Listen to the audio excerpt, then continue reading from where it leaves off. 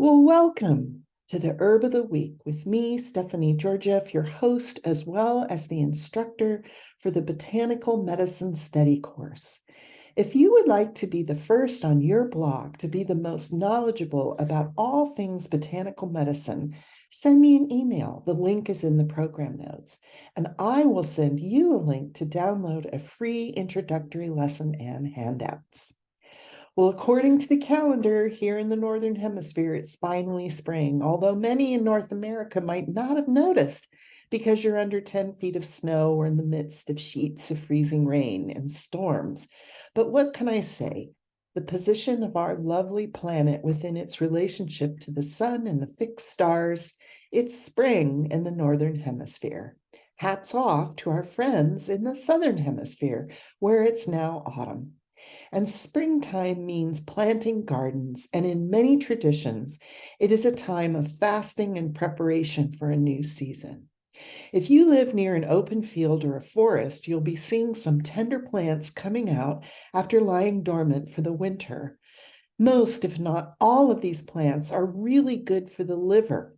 So, for this week's Herb of the Week, we will be exploring one of my all time favorites, burdock.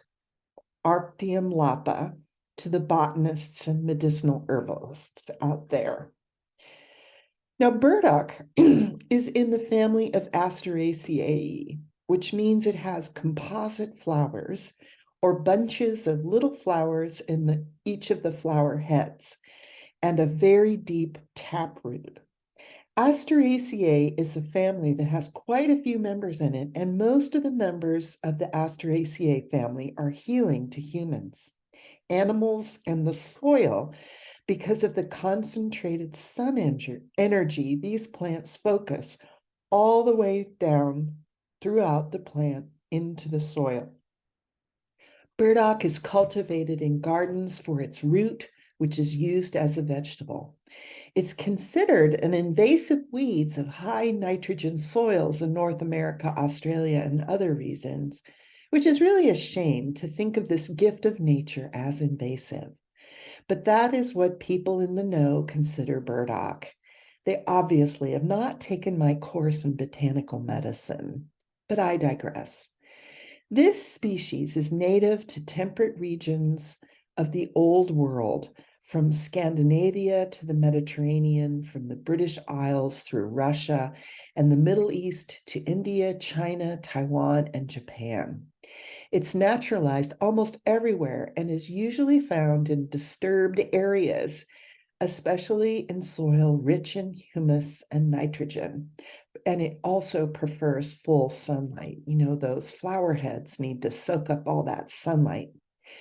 Greater burdock is a biennial plant, rather tall, reaching as much as 3 meters or 10 feet in height. It has a large, alternating, wavy-edged leaves. The flowers are purple and grouped in globular, united in clusters. They appear in midsummer from July through September. The fruits are called achines, which I think is funny. It's spring and everybody sneezes, but the fruits are called achines. And this is a type of simple dry fruit that contains a single seed and fills what's called the pericarp. The fruit, which we often think of as seeds, these are long, compressed with short pappus hairs. These are potential hazard for humans, horses, and dogs. And you can see those little things that look like something that belong to the Imperial forces in Star Wars. Anyways, these can be hazards. They're sharply pointed, bristle hairs easily detached from the top of the achines and are carried off by the slightest of breezes. And they can attach to skin, mucous membranes, and eyes, where they can cause severe irritation. Now, the fleshy taproot can grow up to 3 feet or 1 meter deep. Lesser burdock is endemic outside of Europe and has been introduced elsewhere in places such as Australia, North and South America, and other places. And it's called Arctium minus. And I personally think the flowers are really beautiful. It looks almost like a thistle, like milk thistle, but it's obviously not, because milk thistle is a different plant, which we'll be studying sometime later in the spring. Now, the leaf stalks, a year old or younger, and flower stalks can be eaten raw or cooked. The roots are edible boiled, and you need to boil the heck out of them, which means you boil them and then you change the water and you boil them again. And they can be either the roots or the leaf stalks can be too woody to eat if you eat them in a plant over a year old. Now, this plant was quite popular with natives in North America and was probably introduced with the European invasion after Columbus. Now, I simply love burdock, both personally and in clinical practice. I like burdock because it's so gentle. It can be eaten or taken as a supplement, and it does so many things. There are many actions of burdock. One of them is that it makes the liver produce more bile, which helps if you have a lot of bile in your system. This helps digest fat and fiber. And because of this bile action and basically stimulating the liver in a very natural and gentle way, this is a healthy and gentle way to promote bowel movements. And this I prefer, both personally as well as clinically in my patients. I prefer a gentle stimulation rather than a purgative or harsh action of, say, like a cascara sagrada. Because when you use these harsh herbal laxatives like aloe leaf and cascara, you can actually become addicted and your colon just forgets what to do. So that's not a good thing. Whereas as gentle burdock basically just enhances the natural function of the system, which I think is more healthy. Now, burdock is considered an alterative, a diuretic, and a bitter. And it's the bitters that stimulate digestion, especially bile. Burdock moves the body to general health, and it's really good for skin conditions of all kinds, from acne to psoriasis. Now, burdock root has been shown to contain multiple types of powerful antioxidants, including quercetin, lutein, and phenolic acids. Burdock roots contain mucilage, sulfurous acetylene compounds, polyacetylenes, and bitter guanylate type constituents, as well as inulin, which has an effect on blood sugar.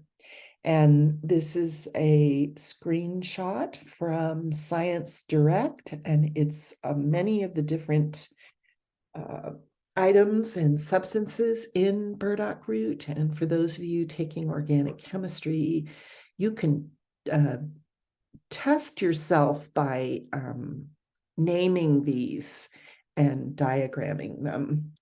Now, burdock fructooligosaccharides is an alpha glucosidase inhibitor, and it has an anti-diabetic effect on high-fat diets and streptozotocin-induced diabetic mice.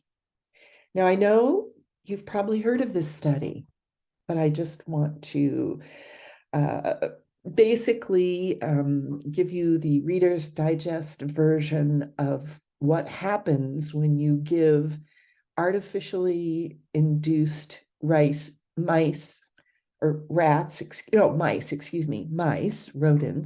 say rodents. So you give strep to rodents in their livers, which makes them develop diabetes. And then you give them high-fat diets, which I'm not sure what that means. Like, are they given, McDonald's or other fast food? And then they give them burdock root to see what happens. And basically, their blood sugar levels and their cholesterol and their blood fat and everything goes in a good direction. So if you have issues with sugar metabolism, burdock is a wonderful thing to add to your diet. Now, in traditional Chinese herbalism, the seeds of Arctium lappa or burdock are used, and they're called nubangzi. Now, FYI, anytime you hear the word zi in a Chinese herbal term, it means seeds are the plant being used. And we know that the Chinese are very particular on which part of the plant does what. So actually, zi is a very important aspect of how to identify what it is that you're taking. And you can see in the picture what this is, and obviously it has those achene fibers removed, and that's what burdock seeds look like. And then you can also buy it in usually if you buy Chinese herbal supplements, sometimes you can get the herb that's dried and powdered, or they will make actually a tea from the herb, and then they will solidify that, and then they'll make a powder from the tea. Now, nubangzi is in the category of herbs called cool, acrid herbs that release the exterior. And meridians and organs affected by this herb are the lung and the stomach, and it's considered as the main action is to disperse wind, heat, and benefit the throat, reduce toxicity. And in Chinese medicine, this is evident with things like skin eruptions, aka acne, boils, and things like rashes. And it also moistens the intestines to help what they call, which I think is just very artistic way of expressing this, wind, heat, constipation. Now, remember, the Chinese are very specific in their diagnostic criteria. And let me tell you, when I was in acupuncture school, I had to memorize 60 types of diarrhea symptoms, which required 60 different types of herbal formulas. Can I remember this? No, but I did pass the test and my board, so there you have it. Now, anyone who has endured the Santa Ana winds in Southern California knows what wind heat is all about. Burdock is your friend in those weather conditions. Now, the seeds contain substances called arctin, butyroactone lignans. So more Scrabble words for you. Now, Arctium minus is the major one that is found wild in North America, and the Native Americans used burdock, and it's very similar to the European, only this plant is smaller, and it is native to Europe, but has become introduced elsewhere in places like Australia, North and South America, and other places. Now, the leaf stalks, a year old or younger, and flower stalks were eaten raw or cooked. And the roots are edible, and they were eaten by the natives, boiled. And, the natives also ate the leaf stalks and the flower stalks, and you can still do this. But you need to eat young plants because the older ones are very woody. Now, common burdock is a weedy, biennial, herbaceous wildflower, and it was accidentally introduced into the US. It's very tenacious, and it's everywhere. It invades empty lots, parks, roadsides, prairies, fields, and pastures. Now, this plant is on the federal USDA list of introduced invasive and noxious plants. But I don't think it's that. But that's me. I'm an herbalist. I'm not a USDA person. And some states list this plant as invasive, but North Carolina is not one of them. There's something really valuable about The USDA people in North Carolina, they don't think this is an invasive plant. And obviously, once it's established, so if you want to put it in your garden, you can't get rid of it because of the deep tap roots. But those tap roots are really good for you. And also because of the copious amounts of seeds. And one plant can produce 15,000 seeds. So I think this might be a logo for people who are worried about endangered men. 15,000 seeds per plant, definitely taking being fruitful and multiplied very seriously. Now, these are the different native plants, natives that used this plant. The Menominee, the Micmac Native Americans, they used burdock root for skin sores, while the Cherokees used it for a variety of ailments. And I didn't put a picture of the Chippewa, but they used this for coughs. Now, the leaves were sewn together and sometimes reinforced with a birch bark headband to make a hat for working in the hot summer sun. So if you've got a lot of invasive burdock, you can use it for a sun hat. And I'm not sure how long the native tribes used this herb.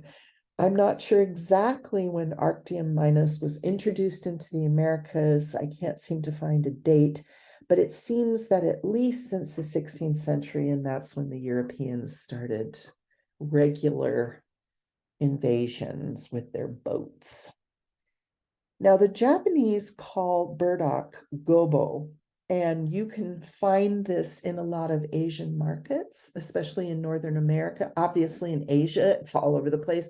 But in North America, you'll find burdock and it'll be called gobo, G-O-B-O. And it's found in many dishes, salads, and as a pickled condiment.